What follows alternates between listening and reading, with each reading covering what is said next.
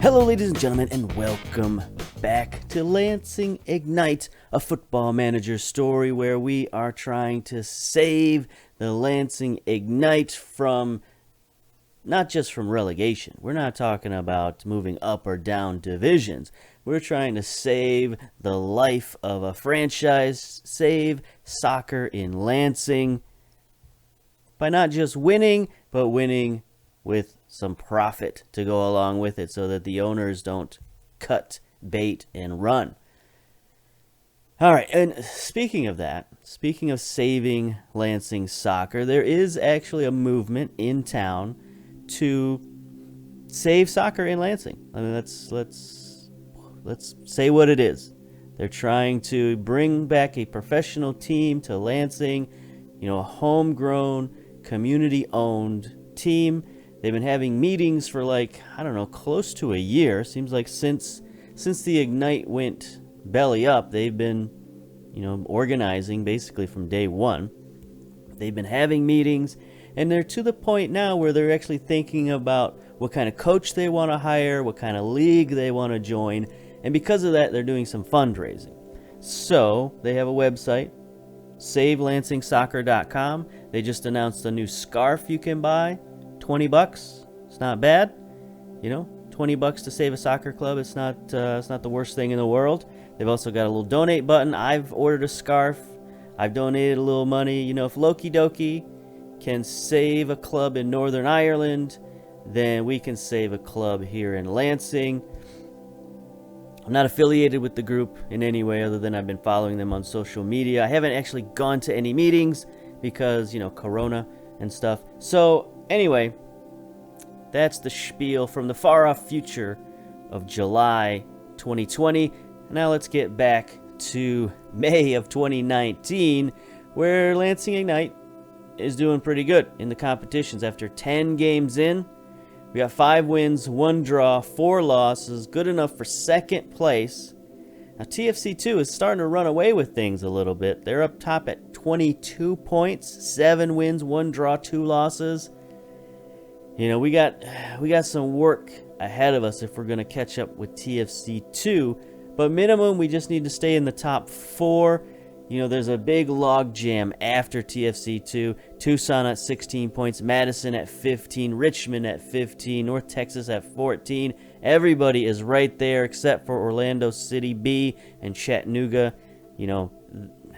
They can still catch up. There's still a long way to go, but right now, that's the demarcation line right there in terms of who's fighting for playoff spots is really the top 8, I guess, of 10. So that's not too bad. That's some pretty good parity right there. Let's take a look at our team stats, see how we're doing. Second in the league in most goals, right behind the Fighting Flamingos of Madison County. 17 goals in 10 matches. That's pretty good. 3 goals off corners. That's decent set piece right there. Heading, we're 6th in the league in heading, which is not bad because we've mentioned several times that we don't really have tremendously tall defenders, and that's usually where you get most of your heading numbers from. Tucson, Madison, Greenville, Chattanooga up at the top. Best average possession, look at that, Lansing. It's so weird that we're the best average possession because we're not really trying to possess the ball. We're trying to get the ball forward to our strikers, and for some reason, we're possessing the ball. I don't know. No idea. Right tied with us is TFC2 at 52%. Richmond also 52%. So a lot of possession going on here. A lot of teams with 50% or higher. So it's trend, I suppose you could say, a league trend. Best tackling, TFC2. Their defense is very tough. We faced them a couple of times. Haven't done too well against their defense. Richmond, team we're facing today, is up there, 87% tackling. So that could be another defensive struggle for us. Lansing's not on the list, so we're not great tacklers. Least conceded, we're tied for 6th with Tormenta, 15 goals allowed. So 17 scored, 15 allowed. We've had some bad games, let's put it that way. And I don't think we've had many shutouts either. So it's, we need to shore up the defensive side of things. Going with 3 center backs. It's not my favorite defensive style. and so far it is proving to not be particularly effective. Let's see, TFC2 I mentioned up top, only 6 goals allowed, so that defense is incredibly tough. Most shutouts, TFC2 of course, 6 shutouts, that's pretty good, in 10 games, so yikes. Richmond, 4 shutouts, again, another defensive stalwart right there. Tucson, Greenville, we are not on the list. Most fouls, Lansing, 144 fouls, good for 4th place. So we're trying to be physical defensively. We're just not doing it very cleanly. Greenville up at the top with 162 fouls in 10 matches. That's pretty good. Only 1 red card. 17 yellow cards. Lansing leading the league right now with 19 yellow cards, tied with Orlando City B, at least as far as I can tell. Can we sort by that? No. Anyway, best passing accuracy, 4th in the league, 73%. That's not terrible. You know, I like to be closer to 80%, but we're down the ranks a little bit, so we don't have quite the skilled players that you would have at the higher levels. So 73% is acceptable, just sort of 1 percentage point behind Richmond again.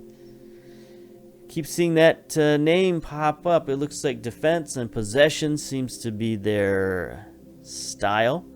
Best crossing, 7th in the league.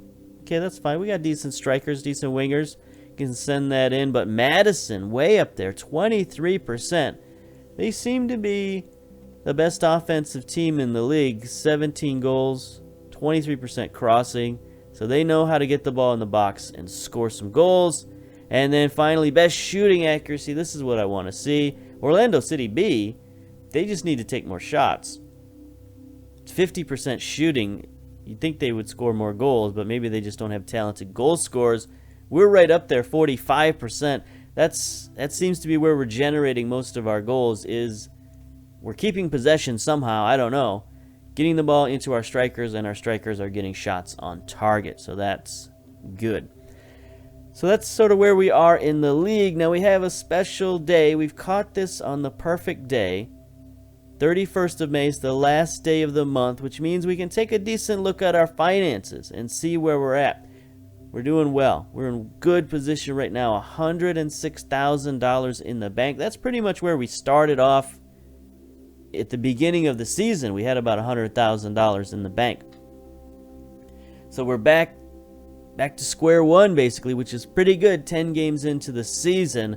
We'll see how far we can keep this. Because we might have some struggling months ahead of us, but we'll see. So current income, $164,000. I don't know exactly what that number is. It says here we made $199,000 in May, which is our top earning month by $2,000 over March. So March we had that big sale. We sold a player, got like $145,000, and that really boosted us. And then here we got that Open Cup money, so that's pretty good. 2 pretty good months in the last 3. April a bit of a dip, but still above, many of our other months. Not January. January we had those friendlies against MLS clubs. So anyway, gate receipts is what really did it for us. $128,000 from gate receipts, by far our most in gate receipts. Thanks to the Open Cup. I didn't realize that we got gate receipts. I guess that's why we always played away games. So that's pretty good. Merchandising, $20,000, which is, pretty on average for what we've had when we've had home games. Match day income, not a lot, only $9,000. Corporate facilities is going up, $4,900. It's good to see that. A little bit of fundraising, a little bit of interest because we got some money in the bank, but that's it. That's all of our income right there, is just gate receipts, merchandising, match day, corporate, and a little bit of fundraising. Players' salaries, $40,000. It's a little high. I'd like to get that down a little bit. If we could get that down into the 30,000s, we'd be closer to breaking even versus our normal gate receipts. Travel costs, pretty high because we had to travel all over the country. Staff salaries. We do have room for more staff, but I just don't want to bring them in right now. It's just more salary costs. Some bonuses. Again, we need to check our contracts, get rid of those bonuses for next year. Match day expenses, non-soccer costs, so advertising and whatnot. Ground maintenance, $8,300. We got a lot of high numbers on this side of the ledger. You see, we got way more outgoing expenses than we have incoming revenue. So that's a problem, Without these gate receipts, our player salary would be higher than our normal gate receipts. Travel costs just under merchandising. I mean, that's a little inflated, but still, match day income and staff salaries way imbalanced there. Corporate versus bonuses, again, way imbalanced there. Taxes are even higher than our fundraising, and then it goes on and on. Match day expenses, non-soccer costs, ground maintenance, scouting costs, loyalty bonuses. Get out of here with that.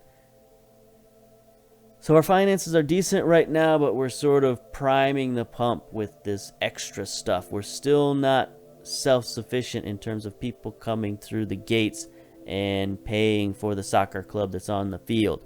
So we got to work on that. How we work on that, I don't know.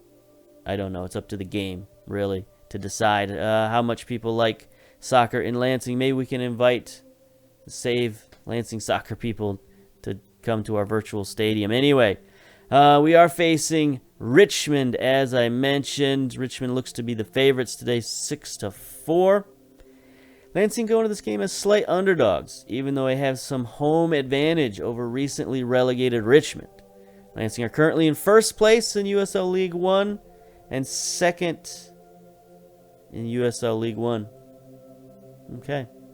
Interesting. 6 points behind league leader Toronto FC.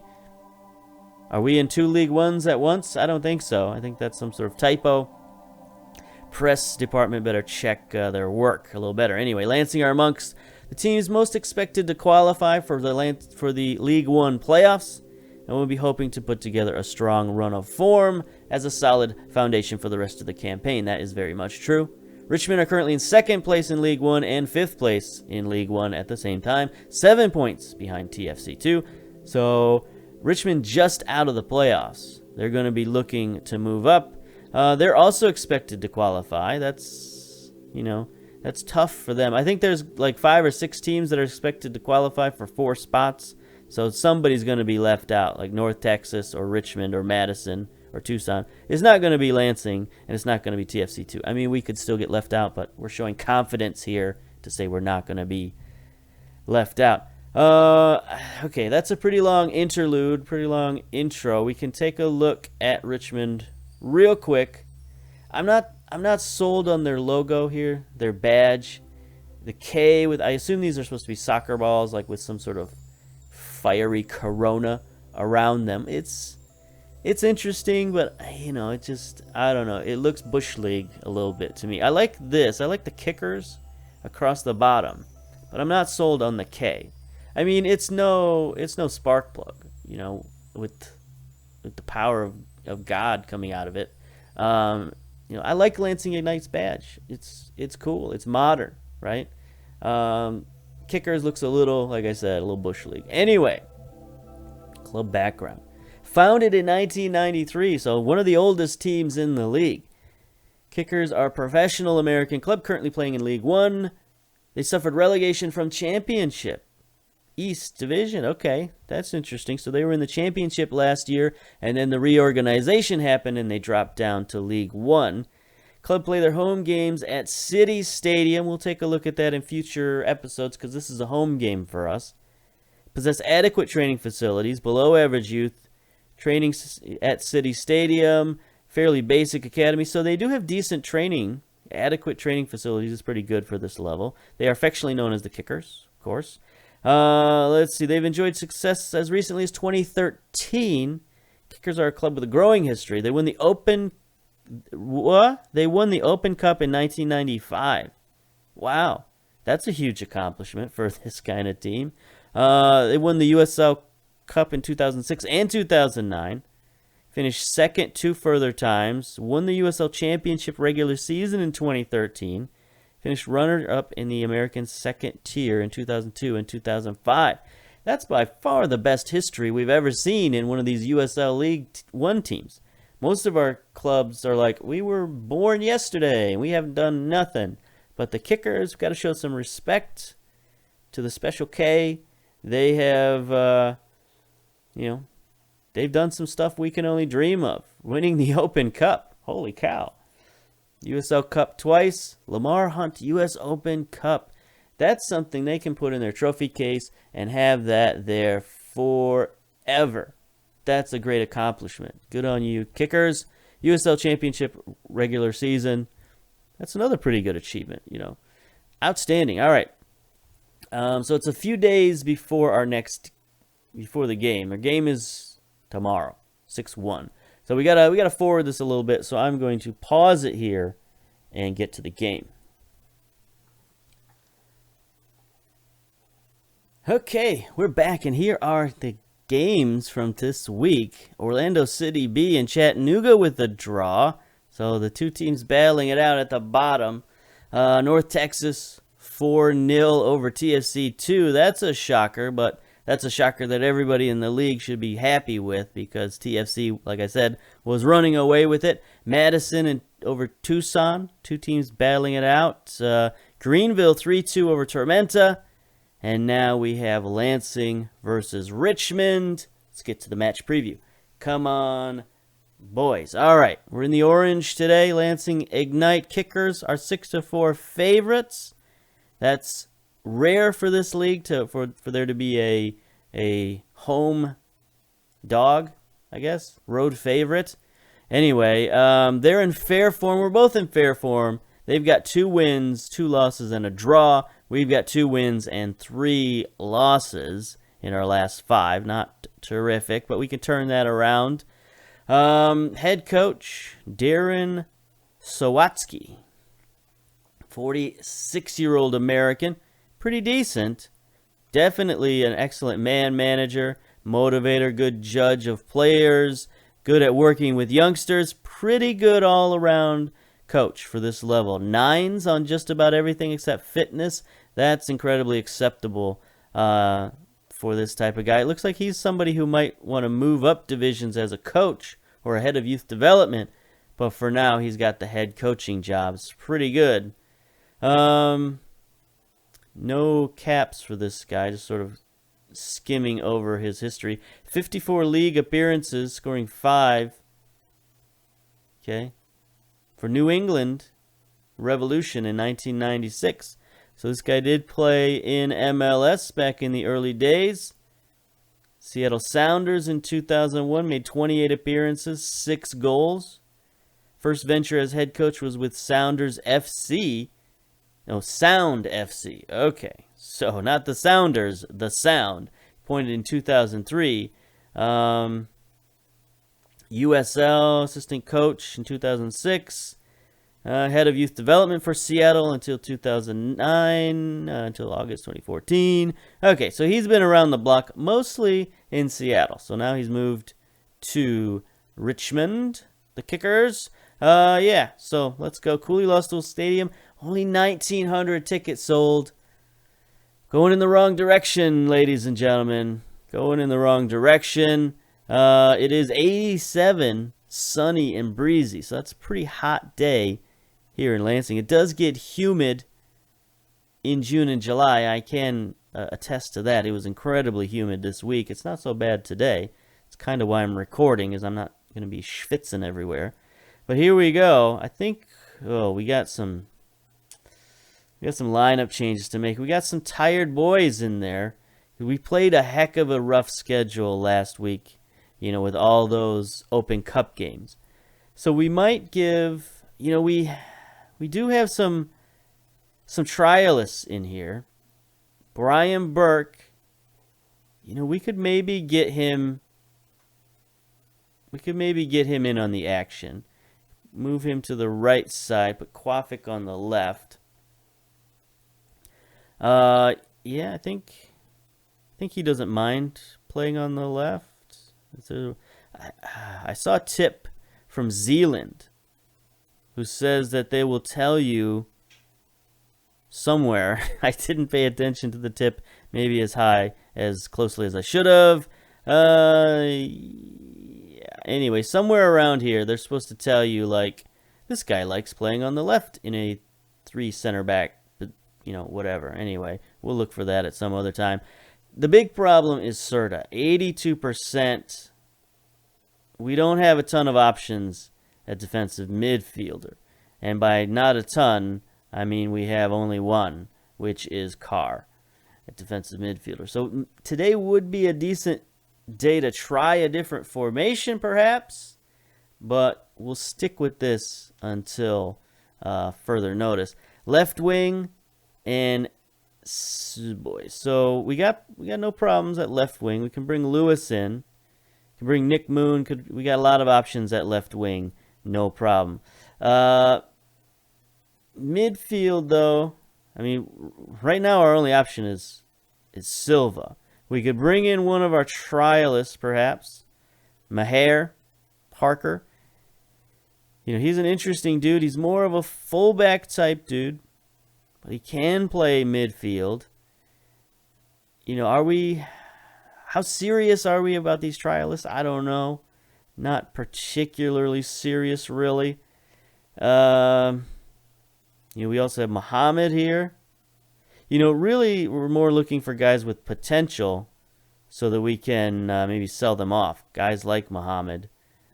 But again, he's more of a fullback type of situation. Kraft. You know, I think we will go with Silva for Perez. So this is this is not a terrific lineup going on here. We're taking some chances putting this lineup in, but let's go. It's going to be a longer episode, apparently. I've done a lot of yakking, so maybe the game will go quickly.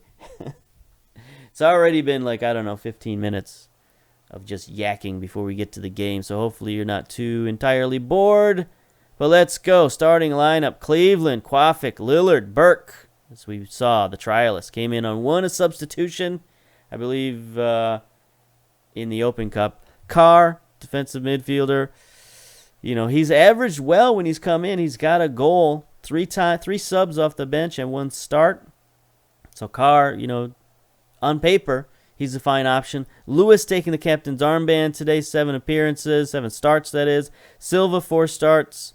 Gomez, 5 assists. He's been a very good playmaker for us, very solid. Rafa on the right-hand side, only 1 assist, but he's got a decent rating. Bruce, this is where all our goals come from. 5 goals from Bruce in 8 starts. And Pato, 6 goals, 4 assists in 9 starts. He has been killing it since we put him in the lineup. Richmond going with the 4-2-3-1. Fitzgerald, team captain, 17 concessions in 12 appearances. Not terrific. Hood on the left, 2 assists. Lockerbie on the right. Kita. Abubakar Kita, 9 appearances. Okay. Troyer, 1 assist. Okay. Midfielder, 4 goals from the midfield for Bolduc. Connor Shinosky, there's a familiar name. Seen this guy before. 1 goal from the midfield. Gillard on the left hand, or Gallardo. I should read instead of just assume what the words are. Anyway, 1 goal, 1 assist from the left. Mwape on the right, 4 goals, 2 assists from the right wing. Got to watch out for him. 2 assists and a goal from Amankona. Again, I'm just sort of making up my own words here. They're not helping me with these names. Emiliano, top goal scorer, with 6 to go along with 2 assists. So we're going to have to watch these wingers and their striker. These guys have produced some good goals. All right, here we go. Let's be passionate and let's talk about the fans. Give the fans something to cheer about. No. Burke is stressed. Come on, buddy. You're just on trial. Let's be calm. Pressure's off. I want you to go play your natural game. No, he doesn't care about that. Okay. Okay, here we go. I love the orange stands, I got to admit. It's snazzy. It's snappy. You don't see a lot of orange. I mean, Houston, I guess, but I don't see a lot of orange. Let's put it that way. I'm orange blind. All right. Let's see what we can do here. Passing percentage, 86%, looking good. Headers 1, looking good. Average rating, 6.72. Fine. Quafik's got a yellow card already. Not happy about that. Troyer returns the favor. Quafik's been booked. Yep. All right, here we go. First set piece corner. Amankona for Richmond sends it in. Boy, that was some terrible defending right there. We let the ball bounce around. That was pretty sloppy, boys. And Bolduc scores his 5th of the season. And Lansing drop out of the playoff position down to 5th. So missed header there. Sort of a weak clearance straight to Bolduc, who just sort of taps it in. Not great. Not great. All right. All right. Let's make...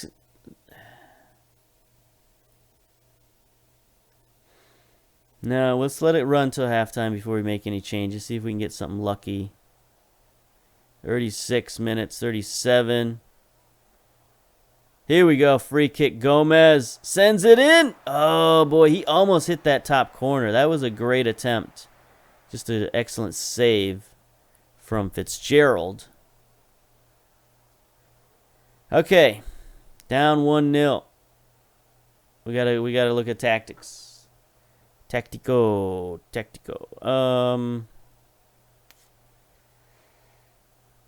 Analysis here. Quafik's been booked. Lockerbie. Okay. So heat map is not terrific. We've been sort of stuck in our own end. A lot of action in front of our own goal. Not happy about that. They've been very focused in the center of the park. Looks like they've squeezed down. You know, I mean, there's no reason for them not to go wide, I guess, because we're a pretty central.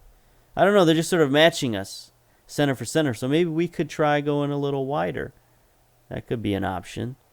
Yeah, so let's get to our tactics. I don't know that we want to switch formation just yet. I guess we have the option to do that with Burke in there. We can slide Burke to right back, bring in Moon at left back, you know, so we could go that route if we wanted to, but let's just let's make some simpler changes first. Let's play for set pieces. See if we can get a set piece goal like they did. In transition, we're counter pressing. Okay, out of possession. We're tightly marking. We're pressing. Do we want to get stuck in? I don't know just yet. But what we will do is put some pressure on these guys. Yeah, see. Yeah. We're on the same wavelength. Definitely. Let's press down the middle. See if we can, take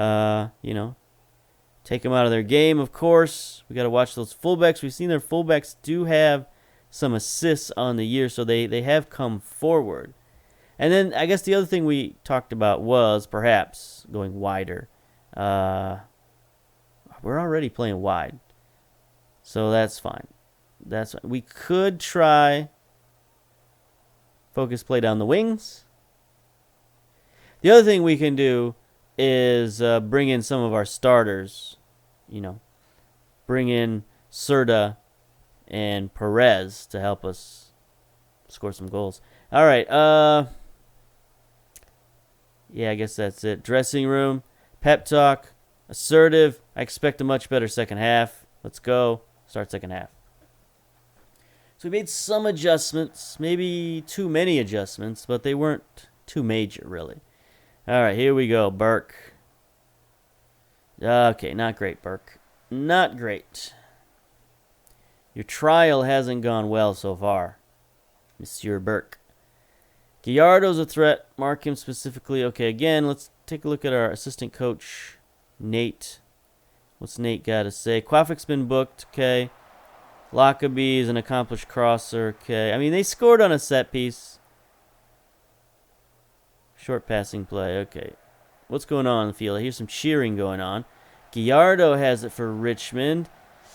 And Marcona takes a shot. Can we start the counterattack? Silva gets to it. Silva starting the counterattack. Get it forward. Get it forward. He gets it to Pato. Pato plays it ahead for Bruce. Poor timing on that. Poor time. Good thought. That's what we want those guys to do. We want those guys to play off each other. But it was poor timing. Here we go. Lillard. Free kick. Sends it in straight to Fitzgerald. But it's on target. I like to see free kicks on target. So I'll take that over a ball that whistles 20 feet into the crowd. Highlight continues, though. Fitzgerald boots it down the field. Turnover straight to Carr. Carr up to Bruce. Bruce cannot win it. Mwape starts going the other direction for Richmond. Shanaski. Bolduc. Great pass forward. Amankona gets it forward to Terzaghi. Easy goal. Lansing defense caught with their pants down. I'm pretty sure we know who that was. Pretty sure that was Burke that he went around. See, there's Lillard. Where the heck was Burke? Where the heck was Burke? Quafic, Carr, Burke? Are you anywhere? Okay. Well, now we got problems, right? Can't take Burke out now because we kind of need to juice it up a little bit. Not that. That's too defensive. This is our only option. This is our only option here.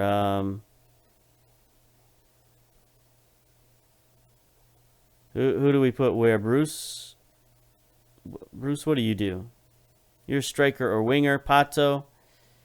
Striker, winger. Can anybody play on the inside? Rafa, nope. Wingers only. Yeah, wingers only. All right.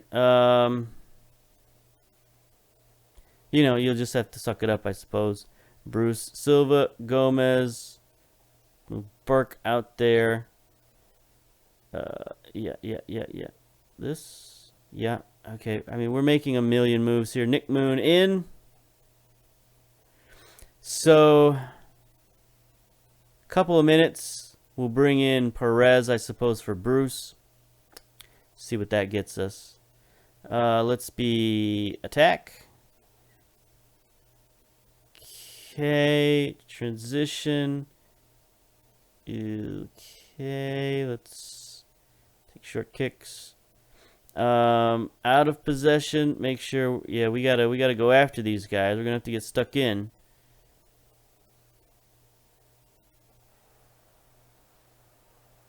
Okay, here we go. Confirm. Throw in. Richmond up 2 goals, 70 minutes. This could be the first time Lansing's out of the playoff all season. Gallardo just missed a header. Okay, Lansing, we've made our changes. Boy, we got a ton of people playing terribly. Let's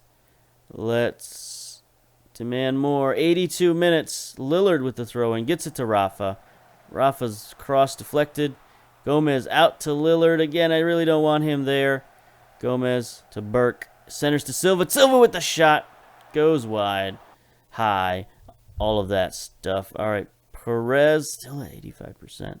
We're going to bring him in for Bruce. And then we don't really have much of an option. I mean, we can bring Serta in for... Oh boy, both these guys are tired. But we'll bring him in for Silva. Because the thing about Serta is he can shoot. He's got 14 long shots. So maybe we can put him on attack. See what he does. Central midfield on attack for Serta. See if he can get a long shot and do something for us. All right, 85 minutes. Cleveland plays it short to Lillard. We got a long way to go.